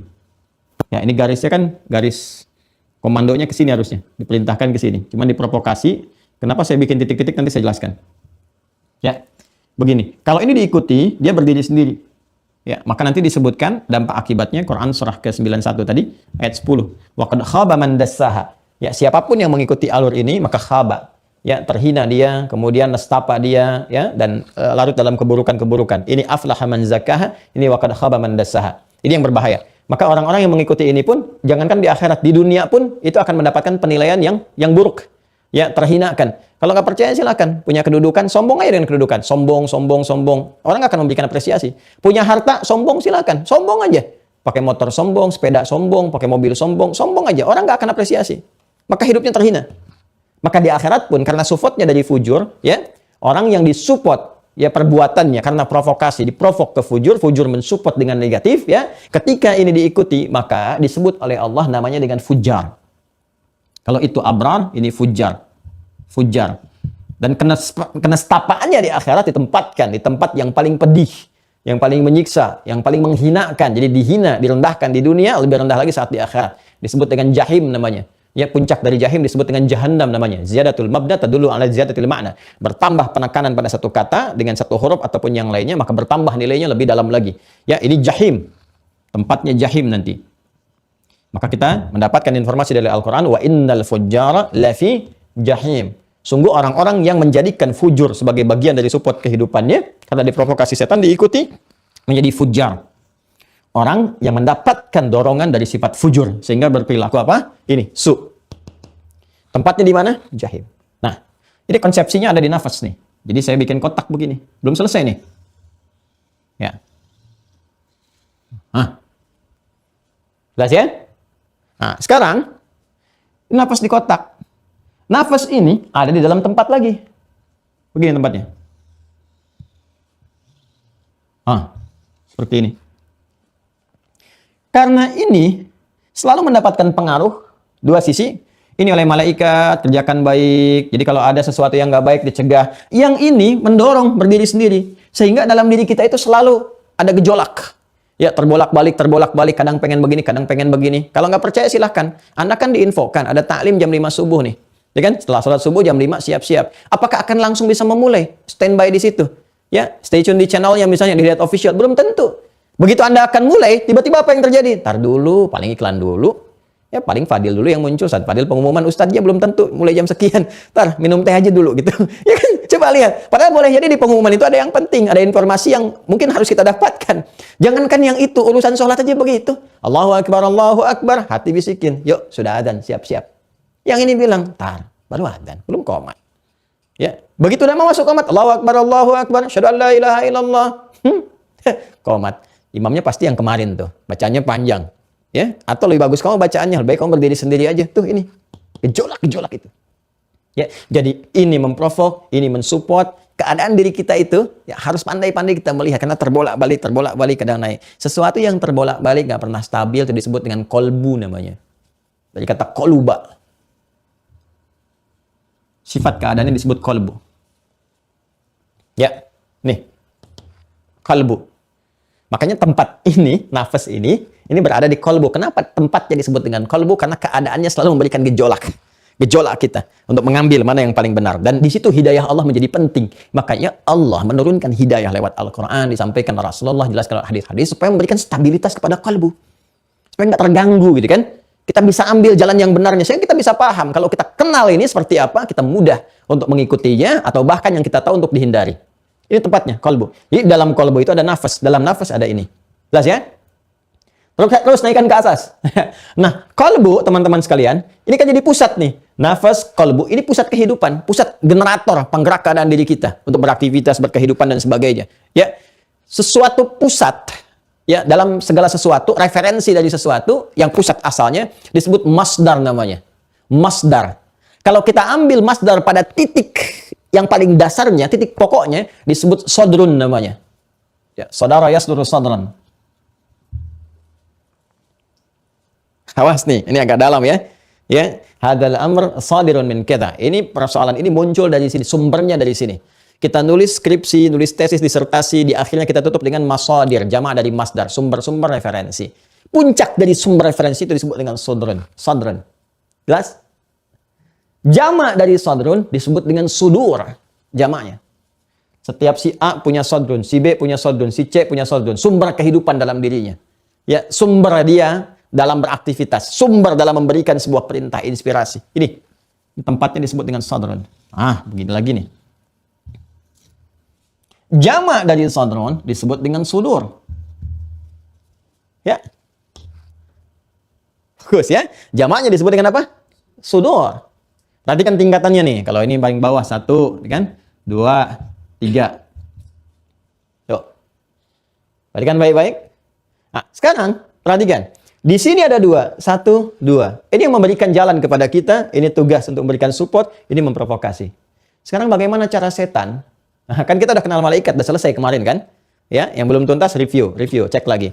Cara setan, bagaimana dia mencoba memprovokasi ini, fujur, sehingga mengaktifkan sel atau potensi fujur ini berdiri sendiri. Memprovok kepada fujur, naik ke nafas, tembus ke kolbu, ke sudur, kemudian ke akal, ke perilaku. Itu sepersekian detik kuasa Allah, sepersekian detik. Menjadikan semua sikap kita itu ya bersumber dari sifat bersumber dari 2 ini. Ya, sepersekian detik sekali. Bagaimana caranya? Maka ternyata dia masuknya lewat sini dulu. Nggak langsung ke sini. Dia masuk lewat sini. Sudur, kolbu, baru ke nafas. Ini yang dia ganggu. Kenapa dia ganggu dari sini? Walaupun tembus dari takwa lewat nafas ke kolbu, dia goda lagi di kolbu. Tembus dari sini ke sini, dia goda lagi di sini. Sampai ke tindakan pun dia coba cegah juga. Makanya Anda ketika merencanakan perbuatan baik, mau infak ke masjid dari Jumat, udah siapin masuk kantong. Di jalan, pertengahan ketika jalan, dialihkan lagi. Apain 100 ribu, banyak-banyak dul. 50 ribu aja, 10 ribu lagi tuh. Nah, kapan lagi ada dapat misalnya otak-otak yang jualan dari Jumat? Kan nggak pernah ada, biasanya sore. Pesan aja dulu, habis Jumat baru ambil, bungkus. Kan? Itu bisa begitu tuh, yang 100 ribu turun 50. Ya. Begitu mau nyampe sana, Anda baru mau masukkan pun, kadang-kadang dilirikan. Tuh, yang lain cuma 1.000, 20.000, 30.000. Ria kamu kalau 50.000. Apalagi teman kamu di samping ngelihat. Udah aja dulu, keluar yang 5.000. Tar di luar, baru masukin yang 50.000 kotak yang lain. Anda masukin 5.000. Begitu keluar, dibikin lupa. Tuh. Jadi infak cuma 5.000. Dari totalnya mau 100.000. Dia bisa bayangkan. Dia tembus dari sini, ke sini, sampai ke wujud perbuatan pun masih dia cegah juga supaya nggak terjadi itu. Itu teman-teman sekalian. Makanya dia masuk lewat sini. Dan masuknya halus sekali. Dia nggak maksa. Nah, ini nih. Itu memang pintar, tapi keblinger. Maka hati-hati kalau ada pintar yang nyeleneh, hati-hati. Ya, karena nanti salah satunya itu sifat-sifatnya akan dimasukin. Ya akan dimasukin sifat-sifat setan itu. Ya ditembuskan nanti kepada siapa? Termasuk manusia. Masuk manusia. Ada kalangan jin yang tak nampak, ada manusia yang diikuti oleh ini. Masih ingat kan ayatnya di penghujungnya? Minal jinnati wan nas. Nah, ini nanti termasuk makhluk yang pintar dan nyeleneh. Nanti saya tunjukkan ya bagaimana asal usulnya. Tapi saya mau ke sini dulu. Dia bisikan dengan halus. Dan dia nggak maksa sifatnya, cuman mendorong halus sekali sampai kita nggak ngerasa. Kayak air meresap tiba-tiba basah, ya kan? Ya, tiba-tiba basah aja, nggak tahu. Nah ini begitu, halus sampai diikutin. Sesuatu yang halus, yang masuk ke dalam turunan ini tak terasa sampai ke dalam jiwa yang paling dalam, atau bahkan ke titik ini sampai ke perilaku, itu disebut waswas namanya. Waswasa yuwaswisu, tasrifnya di soraf. Was. Sesuatu yang mengalir dengan halus, dengan lembut, ya tak terasa, ya terpengaruh keadaan diri kita itu. Nah, sekarang, yuk, surah paling favorit di muka bumi bagi setiap muslim di masa kini. Kalau muslim di masa Nabi kan favoritnya Al-Baqarah, gitu kan, Ali Imran, baca lewat tahajud. Ini muslim masa kini favoritnya ini surah terakhir, surah An-Nas, kan, surah An-Nas. Umumnya ya ini hanya canda tapi nyata di sebagian orang gitu. Qul a'udzu birabbin nas, malikin nas, ilahin nas, min syarril waswasil khannas. Ini ayat 5. Alladzi yuwaswisu fi sudurin nas. Paham sekarang? Oke, agak pelan-pelan ya, supaya kita tahu nih arahnya. Alladzi yuwaswisu, yang memberikan waswas. Bisikan-bisikan halus. Ini yang penting kita ketahui. Jadi peran setan itu hanya diperkenankan oleh Allah ngasih bisikan. Itu pun ya dia berjalan memprovokasi minta sama Allah diperkenankan, cuma ngasih bisikan dan nggak boleh maksa. Itu komitmen yang dibangunnya. Dan saking cintanya, sayangnya Allah kepada kita semua diberikan pelindung-pelindung. Ini pelindungnya begini, menangkal bisikan begini, ikutin yang ini, jangan ikutin yang ini. Petunjuknya begini, bentengi begini. Dia akan pergi dengan sendirinya, dia akan mampu untuk menembusnya. Gitu. Cuman kebanyakan manusia pada umumnya nggak belajar itu, ditinggalkan tuntunannya, nggak dibaca pedomannya. Anak kalau nggak baca pedoman, mau berangkat kemana, nggak dilihat petanya, tersesat juga kan? Ya. Anda kalau nggak ngikutin sesuatu, beli barang elektronik nggak dibaca pedomannya, rusak juga barangnya. Nah, barang aja nggak bernyawa bisa rusak. Maka manusia yang punya nyawa kalau nggak ikut pedoman rusak juga. Kalau nggak sesat bisa rusak. Makanya perilaku rusak, jalan tersesat, ya pikiran juga kacau dan sebagainya karena nggak baca pedoman. Nah, pedoman yang dibaca itu pedoman dari pencipta, bukan yang dibuat-buat oleh yang diciptakan. Pencipta itu siapa? Satu-satunya kitab suci yang menerangkan bahwa Tuhan yang mengatakan saya pencipta. Cuman Al-Quran. Silahkan cek di kitab manapun. Yang Tuhannya langsung mengatakan, saya adalah pencipta, saya Tuhan, gak ada Tuhan selain saya, sembah saya. Gak ada. Cuma di Quran. Ya, inni khalik.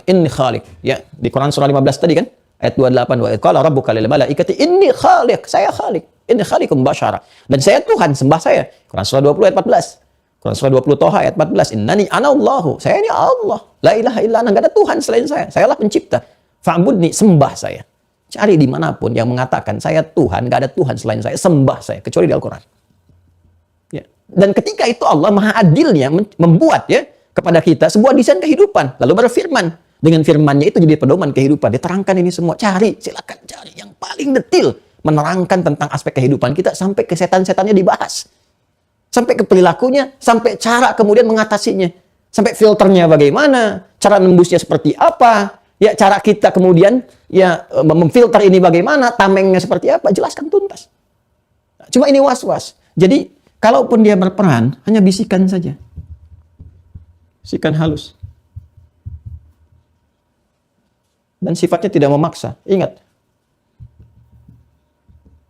Tidak memaksa. Makanya nanti setan akan berlindung dengan dua hal ini. Ketika semua manusia mengecamnya. Nanti kita akan masuk ketika masuk ke babnya sendiri ya. Jadi supaya pelan-pelan bertahap. Nanti kalau kita lompat sedikit aja, ketika dihisab, banyak orang berbuat maksiat, salah dan sebagainya, boleh menghujat setan. Karena makhluk ini nih ya Allah nih. Karena dia nih. Apapun bahasanya manusia menamainya.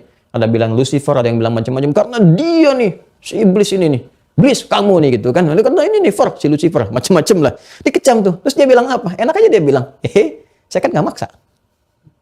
Saya cuma ngajaknya juga halus. Apa pernah saya maksa Anda? Kan tidak. Saya cuma ngajaknya pun halus. Anda sendiri, kenapa ngikutin saya? Mau jawab apa? Habis itu dia pidato deh. Masih sempat pidato sebelum masuk neraka jahanam tuh. Nanti kita lihat ada ayatnya tuh. Dan itu jelas sekali. Dari awal penciptaan sampai berakhir sampai kepada Allah. Luar biasa komplit. Nah, ini dari sini teman-teman alurnya nih, begini.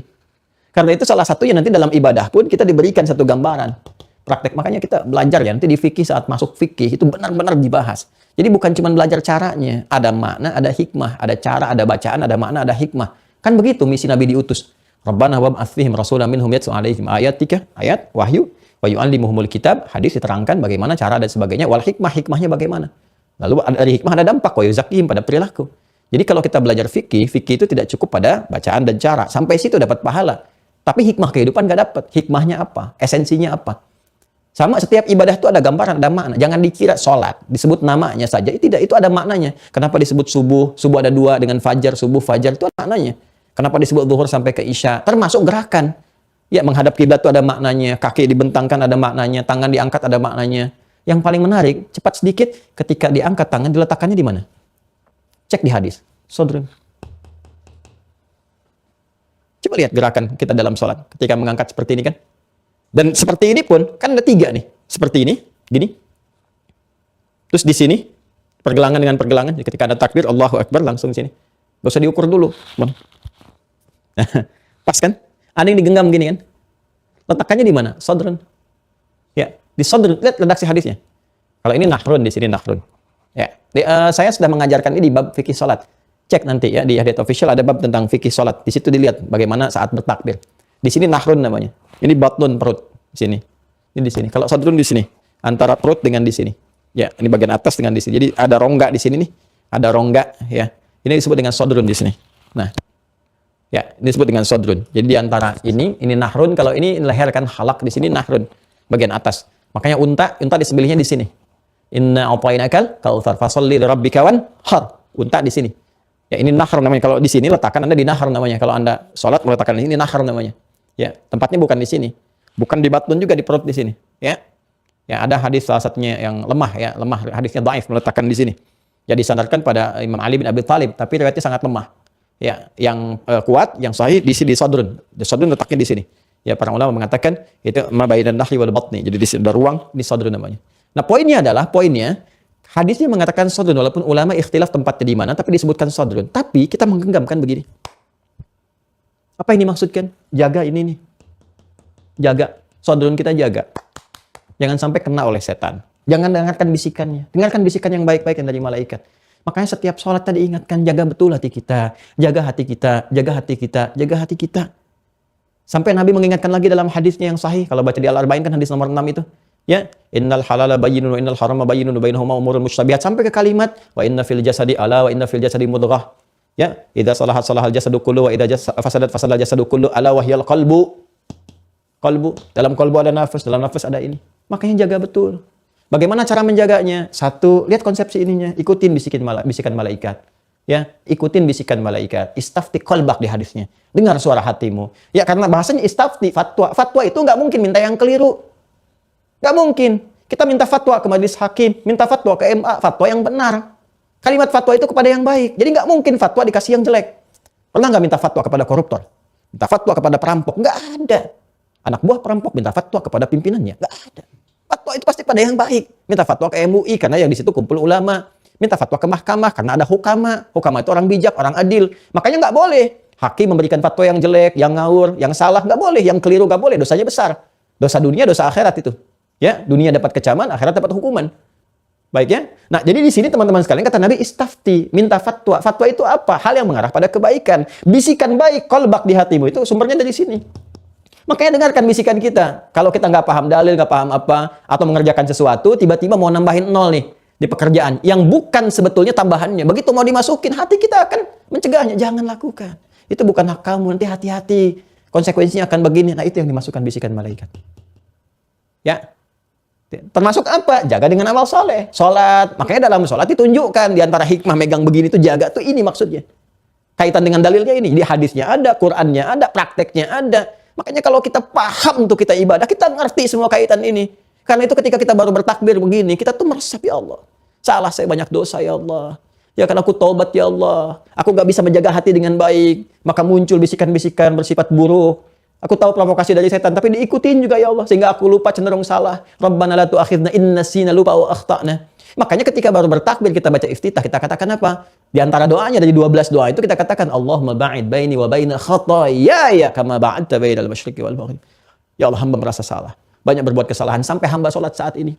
Namun hamba meyakini Engkau yang Maha Rahman, Maha Penyayang, Maha Pengasih, Maha Pengampun. Maka mohon ya Allah, jauhkan hamba dengan kesalahan yang telah hamba perbuat ya Allah. Sejauh-jauhnya. Hamba gak mau lihat lagi sampai ke akhirat ya Allah. Seperti Engkau pisahkan antara timur dengan barat yang tidak pernah ketemu lagi.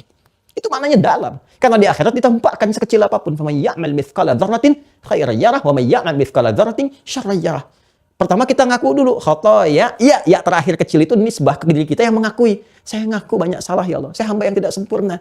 Namun hamba pun memahami dan meyakini Engkau Maha Rahman dan kasih-Mu lebih dalam dibandingkan dengan ancaman dan hukuman-Mu. Maka dengan itu hamba mohon ya Allah, hamba taubat, jauhkan antara hamba dan kesalahan hamba sejauh-jauhnya seperti Engkau jauhkan antara timur dengan barat. Ya Allah, manakini minal khataya kama yunaqqa thawbul abyadu minad danas. Ya Allah, kalau itu begitu pekat, kalau bahasa kita kalau perlu baiklin aja ya Allah. Bersihkan, putihkan seperti baju dibersihkan dari noda, dari kotoran. Allah maghsilhu bil ma'i wath-thalji wal barad. Kalaupun harus dicuci dengan air yang sangat dingin ya Allah, hamba ikhlas. Hamba rela. Yang penting hamba ingin pulang dalam keadaan bersih, ridha. Itu kalau kita benar bacanya. Allahu akbar. Lalu kita katakan wajjahtu wajhiya lilladzi fataras samawati wal arda hanifan musliman wa ana minal musyrikin. Inna salati wa nusuki wa mahyaya wa mamati wa mamati lillahi rabbil alamin. La syarika lahu bidzalika umirtu wa ana minal muslimin wa ana awwalul muslimin. Kita katakan ya Allah, hari ini hamba menghadapkan diri hamba pasrah sepenuhnya kepadamu. Engkau penguasa sesungguhnya, pencipta langit dan bumi, penjaganya ya Allah. Hamba bertekad ingin ibadah. Semua salat hamba, ibadah hamba, tata cara hamba mendekat kepadamu, semua ya Allah hamba ikhlaskan hanya untukmu ya Allah. Ya, bahkan kalaupun hamba wafat dalam salat ini. Kalau engkau wafatkan hamba dalam salat ini. Lillahi rabbil alamin. Ya Allah, hanya karenamu ya Allah, hanya karenamu. La ilaha illallah, hanya karenamu. Tapi kalau engkau berikan kesempatan pada hamba beraktivitas lagi, ya setelah salat ini la syarika lahu bidzalika umirtu wa ana minal muslimin. Saksikan ya Allah, hamba akan patuh. Hamba akan kerjakan semua aktivitas hamba mengacu pada ketentuan-Mu. Muslim itu kan patuh, tunduk. Aslamu yuslimu, patuh, tunduk. Patuh pada siapa? Ketentuan Allah. Allah perintahkan begini, begini. Makanya orang yang baca wajah itu setelah sholat gak boleh maksiat. Karena patuh pada ketentuan Allah. Jaga. Ya. Jari orang tahiyat tuh, jari orang sholat gak akan pernah terjerumus pada maksiat. Ada penjagaan dalam dirinya. Nah ketika sholatnya benar terjadi begitu, ini sholat akan mensupport. Apa yang disupport? Jiwa takwa. Makanya terjaga. Orang sering baca Quran jadi baik. Silakan cek orang sering puasa jadi baik. Nggak ada orang puasa tuh yang tiba-tiba jadi perusuh. Lisannya kacau. Kalau puasanya benar. Nggak ada orang sholat jadi penjahat. Kalau sholatnya benar. Dulu penjahat dulu, sholat jadi orang taat. Ya. Jadi nggak ada kemudian. Makanya sebetulnya fitrah kehidupan kita ini jadi fitrah sebetulnya. Orang paham kok. Bahkan dengan tampilan-tampilan aja dia ingin menunjukkan kesan bahwa dia baik. Itu fitrahnya paham. Kalau nggak percaya silakan. Koruptor, penjahat, macam-macam. Kalau udah masuk mahkamah sidang pada pakai peci. Buat tasbih. Ada yang pakai jilbab. Habis dihukum lepas lagi. Gitu kan? Kenapa? Karena fitrahnya mengerti bahwa itu semua itu bagian-bagian pensupport kebaikan. Seharusnya ketika mengerti itu disupport oleh sekitarnya. Kalau udah pakai koko. Pak koko aja belum tentu pakai itu. Udah pakai peci tuh. Udah pakai macam-macam. Udah bawa ini. Malulah sama itu kalau harus berubah lagi kepada yang awal-awal. Ini dasarnya begini, teman-teman sekalian. Ini konsepsinya. Jadi semua ada ketersambungan. Ini jelas kok. Dalilnya, saya udah kasih. Qur'annya ini, hadisnya ini. Keterkaitan dengan ibadah ini. Dengan tugas malaikat ini. Ya, jadi kalau semua jelas diterangkan, kurang apa lagi Allah memberikan penjelasan kepada kita. Nabi diutus, Rasul menerangkan, para ulama meneruskan, dan sebagainya. Jelas. Tinggal kesadaran kita untuk memanfaatkan ini secara baik sebagai pedoman kehidupan. Nah, pertanyaan besarnya adalah, siapa ini setan ini? Gitu kan? Ini siapa sebetulnya? Makhluk satu ini nih. Siapa ini? Ini siapa? Asalnya dari mana? Kok tiba-tiba muncul dalam pembahasan kita, gitu kan? Dan dia melakukan kontra pada tugas malaikat. Ini siapa nih makhluk nih? Malaikat udah kita jawab. Asalnya dari malak. Malak itu siapa? Sumbernya dari mana? Diciptakan dari apa? Nah, sekarang pertanyaannya, ini makhluk siapa? Kenapa tiba-tiba bisa muncul? Kenapa nantangin tugasnya malaikat? Kenapa saking bencinya sama Adam dan keturunannya? Ada apa sebetulnya? Dan bagaimana jalan hidupnya? Seperti apa? Sebelumnya bagaimana? Siapa dia? Tugasnya apa? Kemana arahnya? Sampai puncak akhirnya. Ini nanti dalam episode selanjutnya kita bahas. Ya, jadi kita sampai sini dulu nih. Yang penting paham dulu nih ya. Jadi kalau ada suara-suara yang jelek, pasti ini sumbernya nih. Ya, nah ini ya.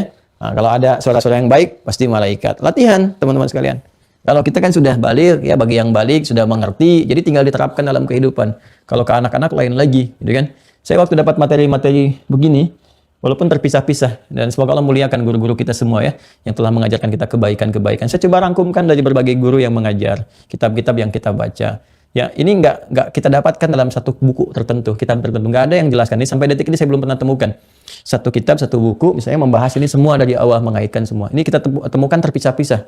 Jadi kita temukan di sini, kita satukan satu-satu, gitu kan? Nah, berkumpul, sedangkan ini semua mengacu kepada sumber yang sama, yaitu di Al-Quran. Makanya rajin ngaji yang benar, yang baik, ya, baca hadis, kan, daripada yang nggak jelas-jelas lah tiap hari, ya kan, berita kan begitu-gitu aja, ya, begini, begitu, cari yang jelas, yang udah pasti, yang terkait dengan kehidupan kita, yang kita amalkan. Jadi ini kurang lebih teman-teman sekalian, jadi kesimpulannya adalah, dalam diri kita pun ada yang berusaha memberikan pengaruh, untuk tidak memfungsikan bagian satu tubuh kita yang penting, potensi kehidupan kita, yaitu sifat fujur yang seharusnya mensupport jiwa takwa kita. Dia ajak untuk berdiri sendiri sehingga melahirkan kemandirian dalam bersikap yang salah dari sumber-sumber keburukan yang hadir dari sifat fujur dimaksud. Makhluknya kita kenal, kita sebut dengan setan. Dia mencoba menggoda, bahkan bukan hanya dari jiwa nafas ya yang di dalamnya ada fujur, tapi dia membuka ruangnya dengan lebih jauh, baik di kolbunya ataupun sampai dengan di sudurnya. Sehingga Al-Quran mengatakan, alladzi yuwaswisu fi sudurin nas, minta pertolongan kepada Allah ya dari sifat makhluk yang menggoda bahkan dari sejak sudurnya. Nabi mengatakan istafti kolbak, gitu kan, dari ke kolbunya. Dan dia juga ingin membawa bagian dari kolbu itu kepada jiwa terdalam, itu sifat fujurnya, sampai dia berkata, la takhidanna min ibadika nasibam mafruḍa. Nah, apa yang dia lakukan dengan itu semua? Dia berkata, fala udhillannahum wala umanniyannahum. Maka aku akan coba sesatkan semua manusia itu dengan memanfaatkan sifat fujur. Maka dibuat tersesat, dibuat salah jalan dan sebagainya. Fala umanniyannahum. Ya, maka aku akan berikan imajinasi, angan-angan. Maka ada di antara banyak manusia yang sering berimajinasi, berangan-angan, bahkan tidak sedikit kejahatan pun muncul dari angan-angan. Ya, angan-angan pengen cepat kaya, akhirnya berbuat jahat. Ada kejahatan spiritual seperti datang ke dukun, macam-macam dan sebagainya. Ya, ada kejahatan-kejahatan fisikal, ya seperti tindakan-tindakan anarkis dan sebagainya. Dan ada juga yang dikaitkan dengan gabungan di antara keduanya. Kita berlindung kepada Allah dari semua itu. Dan perlindungan ini akan optimal kalau kita mengenal sejarah tentang makhluk ini. Kenal kepada malaikat, akan lebih mudah mengikutinya. Kenal kepada setan, tidak harus mendekat kepadanya, tapi menghindari jalan-jalan keburukan dan duri-duri yang bisa menjebak kita untuk terjebak pada perbuatan-perbuatan yang nista dan menghinakan diri kita di hadapan Allah Subhanahu wa Ta'ala. Episode berikutnya insya Allah kita akan lanjutkan dengan mengenal jati diri setan untuk bisa kita hindari, sehingga dengan itu mudah-mudahan terbebas kita dari godaan-godaan keburukan yang dibawa oleh makhluk terkutuk ini, sehingga kita bisa tampil dalam keadaan mulia sampai menghadap kepada Allah Subhanahu wa Ta'ala. Terangkat derajat kita, berubah jadi orang baik. Sesuatu yang terangkat disebut dengan rafi'ah, ya kan? Kemudian kebaikan-kebaikan yang terakumulasi disebut dengan akhyar. Karena itulah kita gabungkan keluarga kita menjadi ma'had Islam rafi'atu akhyar dengan harapan terangkat derajat kita di hadapan Allah dan bertransformasi kepribadian kita menjadi pribadi-pribadi yang lebih baik di hadapan Allah Subhanahu wa Ta'ala. Kurang lebih demikian kesimpulan pembahasan hari ini. Kita berjumpa esok hari. Besok belum ada pengayaan, ya besok itu lanjutan dari materi ini insyaallah. Kita lanjutkan esok subuh dengan bahasan lanjutan dari ini. Kemudian saya juga akan mulai menyiapkan soal-soal untuk pendalaman yang kemarin. Nanti ditampilkan saat webnya sudah baik ya. Karena kemarin ada musibah, jadi ada penyesuaian di web, musibah di data centernya. Sehingga berpengaruh kepada sistem web kita. Ya. Terima kasih teman-teman sekalian. Akan diupdate oleh Ustadz Fadil yang baru bergabung. Sekali lagi, sering banyak bertanya dan sudah sering juga saya jawab. Jadi udah saya sering-sering menjawab kembali. Anda tinggal nyimak saja. Yang bertanya tentang sumber-sumber ta'lim yang kemarin itu, silakan diakses di YouTube-nya Mira ya, Mira Institute. Kita pisahkan supaya nggak banyak nyari. Di Adiyat Official kan banyak menunya, hidangannya banyak terhampar, prasmanan Anda tinggal pilih mana yang paling menyenangkan. Tapi kalau di Mira itu spesifik pembahasan ini. Jadi silakan dari awal sampai akhir. Kalau ingin belajar tentang anak-anak, Nanti ada di Amel Official, silahkan dari situ. Dan ini sekarang juga sedang disiapkan untuk share dengan bahasa anak-anak untuk ke anak-anak. Jadi kalau Bapak Ibu juga ada anak-anak atau ingin melihat kekanak-kanakan diperbaiki, jadi silahkan juga bisa melihat dari situ. Ya, terima kasih. Saya menyayangi Anda semua karena Allah. Mohon titip doa. Doakan saya dalam sujud Anda supaya Allah mengikhlaskan kami dalam berdakwah. Dan satu permohonan terbaik yang sering saya mohonkan, mohon dalam sujud Anda. Mohon berdoa, sebut nama saya, mintakan pada Allah supaya Allah berkenan mengampuni dosa saya dan keluarga. Itu saja yang saya harapkan, tidak lebih. Dan semoga Allah merahmati Anda semuanya. Allahumma taqabbal minna innaka antas sami'un alim wa tub alaina innaka antat tawwabur rahim. Allahumma ati anfusana taqwaha wa zakkiha anta khairu man zakkaha anta waliyuha wa maulaha. Allahumma ya arhamar rahimin jannibna min wasawisis syayatin ar-rajim. Allahumma ya arhamar rahimin qaribna ilaika ya rahmanir rahim. Nawwir qulubana bi nuri taqwak. Allahumma nawwir qulubana bi nuril Qur'an wa nawwir akhlaqana bi akhlaqil Qur'an wa nawwir qubural muslimin wal mu'minin bi a'malihim salihah wa ridhaka ya arhamar rahimin wa alhiqna ma'ahum was-salihin ma'al ladzina an'amta 'alaihim minan nabiyyin was-siddiqin wasyuhada'i was-salihin wa hasuna ulaika rafiqa.